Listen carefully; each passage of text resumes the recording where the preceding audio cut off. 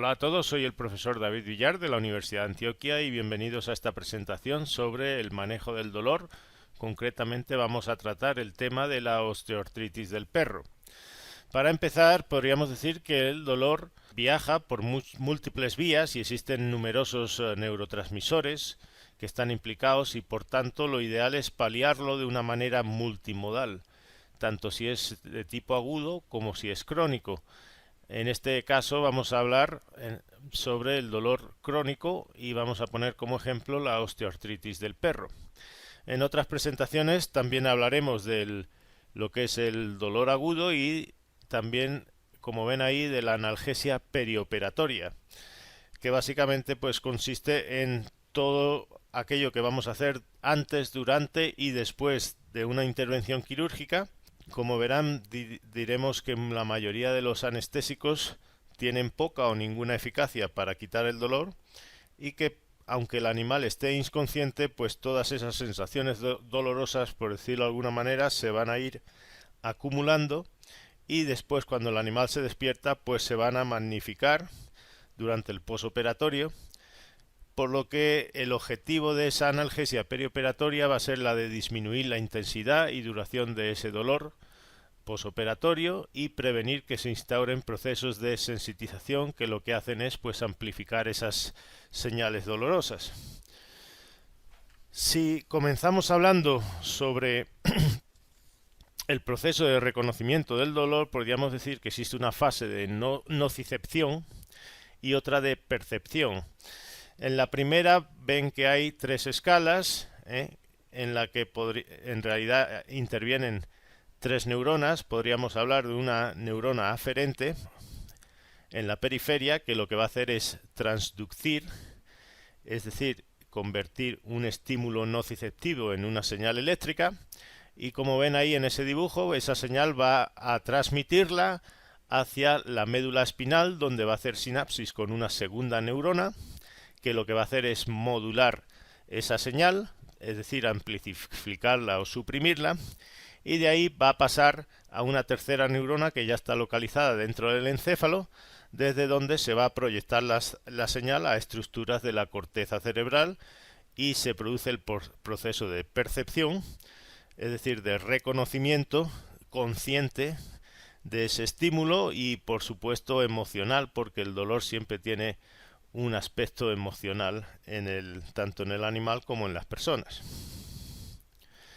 En esta gráfica lo que tienen es donde actúan los distintos grupos de analgésicos en todo ese proceso. Como ven, ahí tenemos en círculo el grupo de los opiáceos, que sería uno de los cuatro grandes grupos de analgésicos. Como ven, actúan a nivel de la transducción, modulación y de la percepción.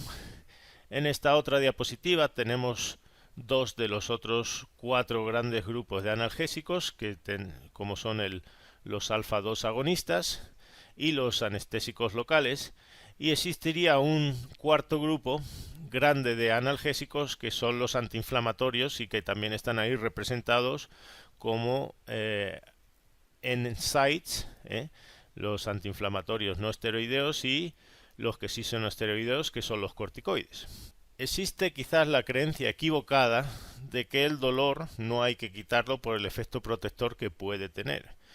Y si bien es verdad que al principio pues puede tener una función fisiológica, como ven ahí, es decir, por ejemplo, podríamos hablar de retirar un miembro cuando un animal toca algo que está ardiente o pues para impedir que se produzca un daño de los tejidos mayor, o por ejemplo impedir el movimiento cuando hay una fractura para que no se siga lesionando eso. Pero en realidad ese dolor, si no se elimina a tiempo, se va a volver en un dolor patológico mal adaptado, es decir, que no se puede desconectar o anular fácilmente por el cuerpo, y en realidad tiene más consecuencias negativas que beneficiosas. En el dolor patológico lo que ocurre es que hay una activación constante de los nociceptores y como ven ahí pues eso conlleva alteraciones nerviosas como son la alodinia, es decir que Cualquier estímulo que antes no era doloroso ahora se percibe como doloroso. Eso es en realidad lo que consiste la alodinia. La hiperalgesia es que cualquier estímulo que produce dolor ahora se percibe como de mayor intensidad, es decir, está aumentado la sensación del dolor. Y se producen también procesos de sensitización periférica, donde antes no había dolor, pues ahora se proyecta desde el sitio lesionado a otro sitio ese dolor. Como ven ahí, algunas de las consecuencias del dolor son que se produce un estado de inmunosupresión, por tanto aumenta el riesgo de infección. Si el animal ha sido intervenido quirúrgicamente, va a haber mala curación de esas heridas y la recuperación durante el proceso de convalecencia va a ser más lento. El animal pues básicamente no quiere comer, existe un estado de estrés continuo, de catabolismo, y el animal pues se desgasta continuamente. En esta diapositiva vemos detallado donde actúan algunos de esos analgésicos que poníamos anteriormente a nivel de la sinapsis entre la primera neurona aferente y la segunda neurona en la médula espinal. Cuando en realidad hablemos ya de cada grupo, pues profundizaremos en el mecanismo de acción de cada uno de ellos en más detalle, pero aquí pues en esta diapositiva pues tienen una visión general de todos ellos.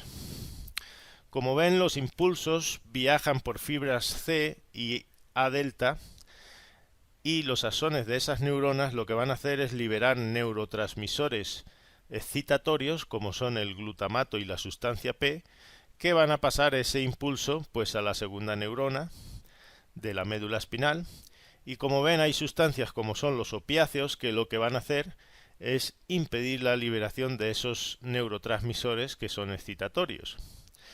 Vean también en la diapositiva que existen interneuronas que conectan con esas neuronas aferentes y también de la médula espinal, y que lo que van a hacer es liberar sustancias que son inhibitorias. Y ahí tenemos el ejemplo, por ejemplo, del GABA, la somatostatina, en este caso la noradrenalina y la acetilcolina serían inhibitorios. Y como ven, pues lo que van a hacer es inhibir la transmisión de ese impulso a nivel de la sinapsis. Esas vías las facilitan, por ejemplo, fármacos que están representados ahí, como son las benzodiazepinas y los alfa-2 agonistas. Vean también que aquí están incluidos los antiinflamatorios no esteroideos y los corticoides, que lo que van a hacer es suprimir la producción de eicosanoides o prostaglandinas, que lo que hacen directamente es actuar como estímulos nociceptivos en esa segunda neurona de la médula espinal. Acuérdense de que cuando decimos que se produce un proceso de sensitización, en realidad lo que ocurre es que aumentan mucho las señales que llegan al cerebro, y esto se produce porque receptores como los NMDA, que están ahí representados, están hiperactivos. Entonces, en esos casos, lo que vamos a tener que usar es fármacos que bloquean esos receptores, como son ahí están representados la ketamina, la amitriptilina, que es un antidepresivo tricíclico, otro sería la amantadina, y en realidad esos son los fármacos que vamos a tener que usar cuando el dolor ya está instaurado y es patológico o crónico. Si entramos ya a hablar sobre la osteoartritis, como ejemplo de dolor crónico, pues tendríamos que decir que es la causa principal de dolor crónico en los perros. 1 de cada 5 perros suelen padecerla. Primero, siempre antes de instaurar un tratamiento, tenemos que hacer un diagnóstico lo más confiable posible. Y para eso pues nos vamos a guiar mucho en la clínica. Ahí tienen algunos de los síntomas que van a presentar el perro, como son cojera, rigidez, peor normalmente tras el reposo, es decir, el animal cuando lleva un tiempo en reposo y arranca a andar o se quiere levantar es cuando mayor se manifiesta el problema. También es cuando existe frío y humedad se empeora, y normalmente pues viene acompañado de cambios de conducta. Vean que dentro de las etiologías corrientes normalmente es desconocida, pero existen factores que obviamente predisponen, como son la displasia de cadera o del codo, en el pastor alemán, por ejemplo, cuando existe un daño del ligamento cruzado de la rodilla, una osteocondrosis o algún trauma. Todo eso pues son factores que van a predisponer a la osteoartritis. Las articulaciones por lo general tienen muchos nociceptores, fibras mielinizadas y C que no están mielinizadas. Y además existen mecanorreceptores como las fibras A beta mielinizadas. Eso hablaremos a continuación un poquito más de ello. En el dolor crónico básicamente se instauran lo que son fenómenos como la hiperalgesia, que hablábamos que era que cualquier sensación del dolor se percibía de forma aumentada o intensificada. Existían procesos de sensitización central a nivel de la médula espinal y de alodinia, cualquier estímulo que antes no se percibía como doloroso, pues ahora sí se va a percibir como un proceso doloroso. En esta diapositiva vean que en la osteoartritis se produce un círculo vicioso. El animal empieza por hacer menor ejercicio, eso conlleva una atrofia muscular. Al haber menos músculo se produce un mayor estrés sobre esa articulación, la cápsula, los ligamentos, el cartílago.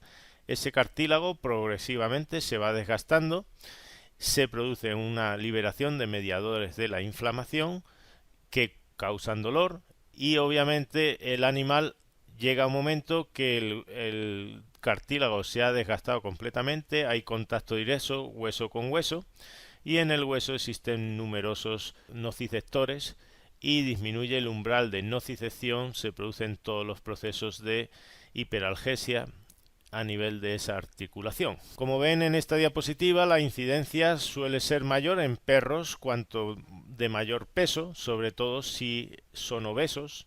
La obesidad aumenta el riesgo de padecer osteoartritis y lo mismo podríamos decir con la edad. Es una enfermedad degenerativa que se manifiesta en animales más adultos y viejos.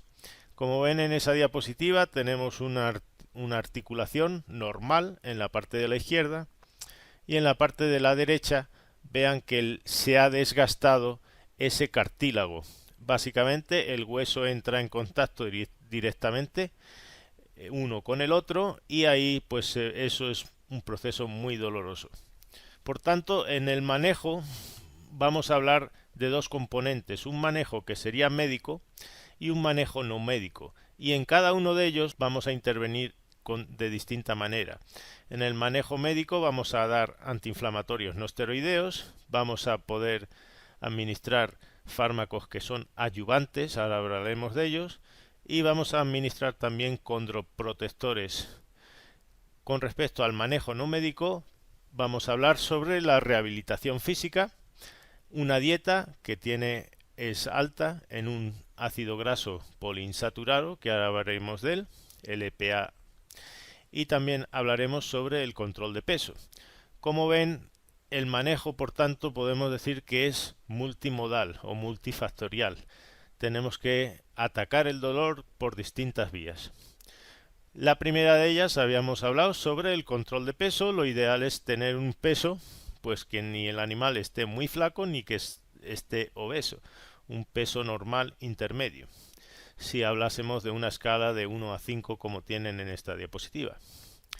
El otro aspecto importante de la terapia son los antiinflamatorios no esteroideos. Ese dolor hay que quitarlo. Aquí tenemos una diapositiva donde vienen algunos ejemplos de antiinflamatorios no esteroideos en humanos y los de uso animal. Los últimos que han salido son los acabados en COXIP, que son por así decirlo, los que se pueden administrar de forma crónica durante meses y que tienen menor riesgo de producir efectos secundarios. Uno de ellos, ahí lo tienen, el de Deracoxib, el que se ha usado durante más años y que es probablemente los más corrientes, es el carprofeno, y también tenemos el tepoxalin y el meloxicam. El ejercicio es importante, como tienen aquí en esta diapositiva descrito, porque va a prevenir la atrofia muscular, y esos músculos tienen que estar ahí para absorber impactos y golpes y que no esa tensión recaiga directamente sobre la articulación. El ejercicio es importante también para estimular la difusión de nutrientes y el metabolismo del cartílago, es decir, para la síntesis de glucosaminoglicanos. Favorece la liberación de opiáceos endógenos, tiene un efecto psicológico muy importante en perros para su bienestar. Y lo importante, como digo, es pues no excedernos en el ejercicio, que sean paseos cortos, espaciados a lo largo del día, y podemos valorar pues si el dolor aumenta tras el ejercicio, pues habría que reducirlo a la mitad ese ejercicio. También existe lo que es la terapia acuática. Obviamente, si introducimos un animal en agua, pues el peso de ese animal disminuye y por tanto la fuerza que tiene que recaer sobre esa articulación. Dentro de los agentes condroprotectores tenemos los glucosaminoglicanos polisulfatados. Estos son bien importantes siempre que no se haya desgastado completamente ese cartílago. Obviamente el cartílago se produce a partir de los condrocitos y la matriz del cartílago en realidad la constituyen esos glucosaminoglicanos, que si lo viéramos es como una especie de panel de abejas, es decir, los glucosaminoglicanos forman una serie de fibrillas que atraen agua y ese agua es importante para darle al cartílago las propiedades de almohadilla, para absorber bien los impactos de esa articulación. Cuando existe una osteoartritis, básicamente esos condrocitos, en vez de formar glucosaminoglicanos, lo que están haciendo es destruirlos a base de producir metaloproteinasas y algunas otras enzimas, y como ven ahí, pues está degradándose esa matriz por acción de esas enzimas. Entonces la idea de los condroprotectores es revertir en cierta medida el proceso de catabolismo sobre esa matriz del cartílago y convertirla en un proceso anabólico. También, como ven ahí, previenen la formación de fibrinas a nivel de la zona periarticular. Vean que en esta diapositiva los condroprotectores los diferencian de lo que son los nutracéuticos. Los nutracéuticos son muchos fármacos que están ahí, se les atribuye efectos antiinflamatorios y de ayudar a la función articular, pero como ven, la principal diferencia entre uno y otro es que los nutracéuticos no se han sometido a investigación para demostrar si son eficaces, no están aprobados por las autoridades sanitarias correspondientes, en este caso tenemos la FDA americana, y no ha habido estudios de eficacia en pacientes clínicos. Entonces quedan muchas dudas sobre la pureza, la fuente y la credibilidad que le dan a esos insertos cuando no se han hecho estudios para demostrar su eficacia. Por definición, un nutracéutico es una sustancia no fármaco, se produce en forma de extracto pura, se administra por vía oral y proveen componentes que se requieren para formar una estructura corporal o su funcionamiento. Básicamente las indicaciones de esas sustancias es que mejoran la salud y el bienestar de un paciente. Pero como digo, no están aprobados por las autoridades porque normalmente no ha habido estudios que corroboren la eficacia y la seguridad que tienen. Por último, hablamos del ácido eicosapentaenoico, que se ha visto que cuando se incluye en la dieta tiene un efecto antiinflamatorio y básicamente eso viene representado en esta figura. En el centro tenemos el ácido araquidónico, que es el precursor de las prostaglandinas. En este caso tienen la prostaglandina ESU2, que tiene un efecto 3 positivo, es decir, es muy inflamatoria. Entonces el efecto de esos otros ácidos grasos es que van a competir con el ácido araquidónico por la ciclooxigenasa, de tal manera que se van a convertir otro tipo de prostaglandinas que no son tan proinflamatorias, como tenemos la prostaglandina E3 y ahí tenemos la prostaglandina E2 para el caso de los ácidos grasos poliinsaturados como el omega 3 o el omega 6.